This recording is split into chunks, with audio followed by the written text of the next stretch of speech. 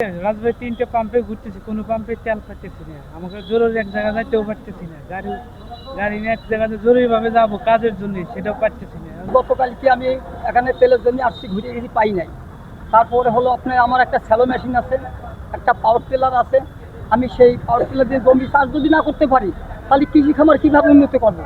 ক্ষেত খামারে যদি পানি দিতে না পারি, তাহলে ফসল কীভাবে আসবে?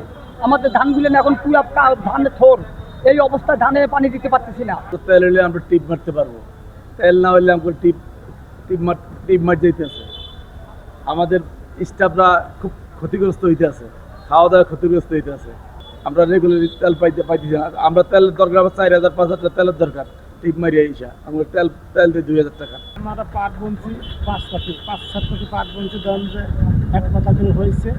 এখন হলে যে আবার সেচ দিতে হবে, আমরা তেল পাচ্ছি না। দেখা গেছে 2 লিটার তেল দেয়, হয়তো দেখা গেছে সময়তে তেল আমরা হয়তো সামনে হয়তো খানিকক্ষণ দেওয়ার পরে আবার বন্ধ করে ফেলা হবে, আবার হয়তো বাড়ি চলে যাওয়া লাগে। আর 2 লিটার তেলে তো কিছু হয় না। একটা মেশিন চালালি, ছোট একটা মেশিন চালালি, কমপক্ষে 5টা-7টা তেল লাগে প্রতিদিন। 2 লিটারে কী হয়? মাঠে যা ওইভাবেই আবার ওই লোকে মেশিন বন্ধ করে চলে আসা লাগে, 1 ফাঁকি হয়তো দিয়ে। এই